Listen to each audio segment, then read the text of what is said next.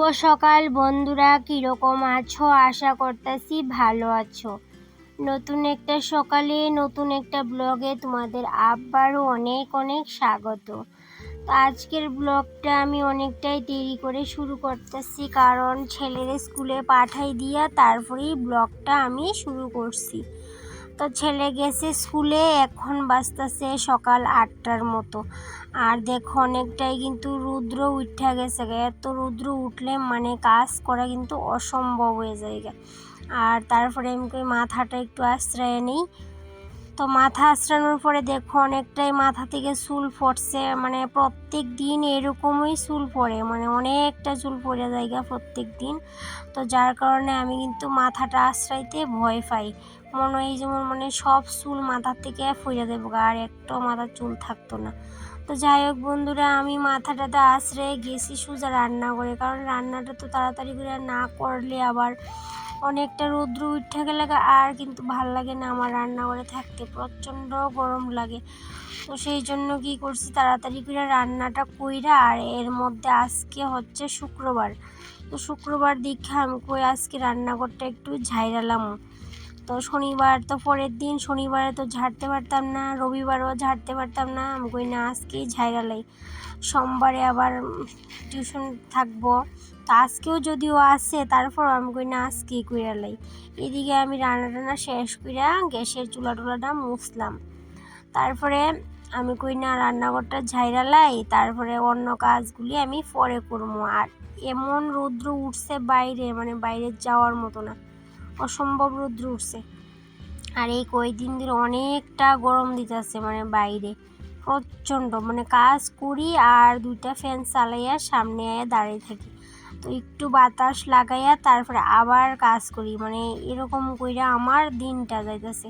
তো যাই হোক বন্ধুরা, ঘর দুয়ার ঝাইরালাইছি, রান্নাঘরটা একদম মাকড়সার জাল হয়ে গেছিলো। তারপরে আমি কই না আজকে গিয়ে একটু ভাল লাগতেছে, অনেক দিন ধরে ভাবতেছি রান্নাঘরটা ঝাড়মু আর হইতেছে না।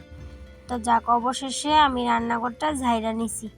তো এরকম করে আমি কাপড় দিয়ে ঢাইকা রাখছি, কারণ যাতে মানে নোংরাটি না পড়ে এই জিনিসপত্রের উপরে। এই লিগে আমি গ্যাসটা আর যা যা পারি সব এরকম করে ঢাইকা নিছি।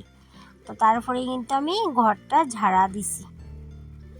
যত দিন যাচ্ছে মনে হইতেছে মানে আমার চারপাশে কেউ নাই, মানে কেউ বলতে কেউ নেই। মনে হইতেছে যে টাকা পয়সা থাকলে এখনকার দিনে তোমার আত্মীয় স্বজনই বলো আর বন্ধু বান্ধবই বলো, তোমার টাকা পয়সা থাকলেই কিন্তু তোমারে চিনবো, নাহলে কিন্তু তোমার কেউ চিনতো না, মনে তোমার দামই দিত না 1 টাকারও।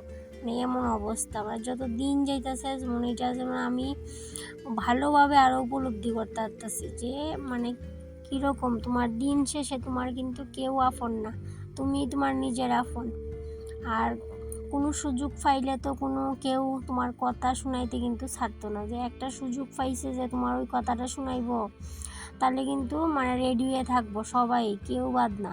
তো তোমার চারপাশে যারা আছে সবাই কিন্তু এমনি আপন, কিন্তু স্বার্থে আঘাত লাগলে কেউ আপন না। তখন দেখবা কি তোমারে কোনো কিছু একটা কথা মানে শোনানোর লিগে তারা একদমই রেডি হয়ে থাকে। তো যাই হোক বন্ধুরা, অনেক কিছু কইলাম, মানে আমার লাগে আর কি এরকম, আমার চারপাশটাতে কেউ নেই, আমি যেমন 4 দেওয়ালের মধ্যে বন্দি। আমার এখন সত্যি কথা বলতে কারোর সাথে মিশতে আমার তেমন ভালো লাগে না, আমি নিজেই যেমন নিজের কাজকর্ম নিয়ে ব্যস্ত থাকতে খুব ভালোবাসি। তো আমাকে একজন দিদিভাই কমেন্টে জানিয়েছে যে মানে ঠাকুরের পূজা করার সময় মানে পাক্কার মধ্যে বা মাটিতে মানে বইয়া পূজা করতে নেই, তো আসনের মধ্যে বসতে হয় আর কি। তো আমি ভাবলাম যে একটা আসন আমি নিজেই বানাই নিই, তো এই জন্য কীটা করছি, আমি একটা ধোয়া সিমেন্টের বস্তা এইভাবে করে কাইটটা নিছি। তো কাইটটা সেরে আমি এটা ধুয়ে টুয়ে একদম আরও মানে কাজ করুম, এটার মধ্যে কাপড় টাপড় দিয়ে সেলাই করে এটার মধ্যে একটা আসন তৈরি করুম। এখন আপাতত কাইটটা ধুয়ে দিব, তারপরে বিকালে বা কালকে আমি এটারে বানাইলাম আসনটা। আর এইদিকে তোমরা সাথে গল্প করতে করতে যে আমি নারকেলের চুলাটি কাটছিলাম ওইগুলারে আমি রৌদ্র দিছি, কারণ নারকেলের চুলা দিয়ে ধূপ দিতে কিন্তু খুব ভালো লাগে, আর ধূপকাঠি দিয়ে পূজা দিতে আমার বেশি ভালো লাগে না। তাই আমি নারকেলের চুলা আসিল না, এই জন্য আমি কাইটটা দিছি, নারকেলের চুলা দিয়ে কাইটটা রৌদ্র দিয়ে দিলাম। আর এদিকে দেখো বন্ধুরা, আমার রান্নাঘরের এই জায়গাটার মধ্যে অনেকটাই মানে রৌদ্র না লাগার কারণে মানে একদম স্যাঁতস্যাঁতে হয়ে থাকে আর ভিজা ভিজা, আর উপর থেকে বৃষ্টিও পড়ে একটু একটু, কারণ টিন আছে উপরে, তারপরেও কিন্তু একটু একটু বৃষ্টি পড়ে। আর আমরা কিন্তু ঘর দুয়ার এখনো করা হয়েছে না, জাস্ট লেট্রিনটা করা হয়েছে, লেট্রিন বাথরুম করা হয়েছে, এই জন্য ওই বস্তা দিয়া এইভাবে করে উঁচু কইরা মানে আগে এটা লেট্রিন বাথরুমটা আমরা উঁচা কইরা নিছি, ভবিষ্যতে যাতে ঘর দুয়ার করলে ঘর দুয়ারটা উঁচা কইরা করতে পারি। তো তার জন্য কিন্তু এরকম করে বস্তা দিয়ে মানে উপরে সিঁড়ির মতো বানিয়ে নিছি।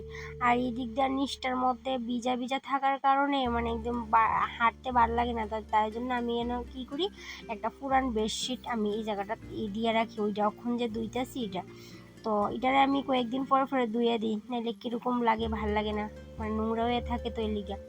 তো আজকে আমি কই না, অনেক রৌদ্র উঠছে, আজকে ধুয়ে দিলে টাইম আছে, আজকে আমার টিউশনই নাই, সারাদিন ফ্রি, তো সেই জন্য আমি কীটা করলাম, আজকে এটারে ভালো করে ধুয়ে দিতেছি।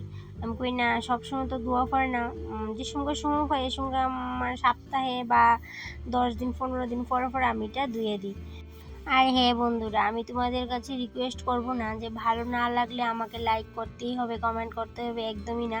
তোমাদের কাছে যদি ভালো লাগে তবেই কিন্তু লাইক কমেন্ট তোমরা করবে, আর না হলে কিন্তু একদমই না। তো মাসকাবাড়ি বাজার যে আনছিল, ওই বাজারগুলা সবগুলা কিন্তু আমি গুছাইছি না, কিছু কিছু বাজার গুছানি হয়েছে না, এমনি আমি রেখে দিছি প্যাকেটের মধ্যে। তো কবের থেকেই ভাবতাছি গুছাইমো কিন্তু গুছানি আর হইতাছে না, আজকে কই না, আজকে কিন্তু গুছাইলাম।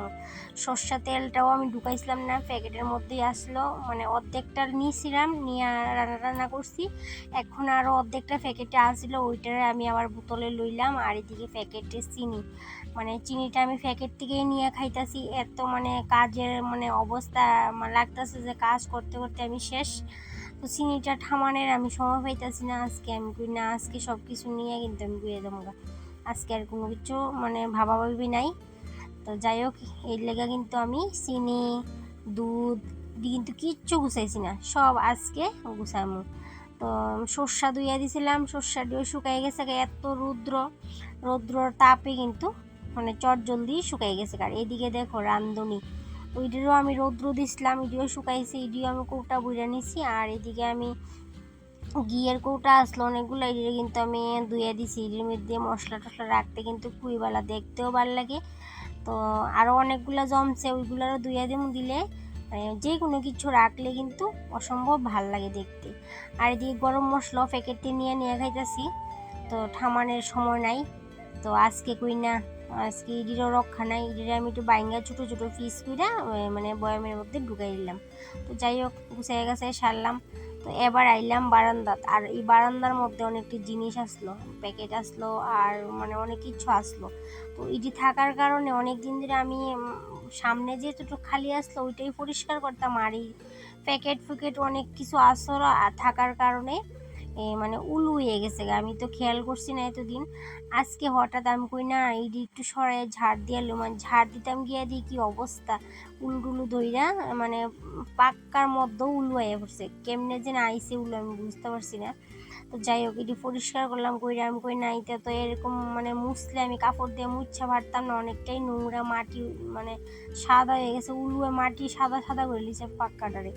তো আমি কি করছি, বালতির মধ্যে সার্ফ গুললে এইভাবে করে ঝাড়ু দিয়ে প্রথমে ঝাড়ু মাইরা নিছি, এবার এখন কিন্তু ভালোই পরিষ্কার হয়ে গেছে, এখন আমি মুছা নিলেও কিন্তু অত পরিশ্রম হইতো না।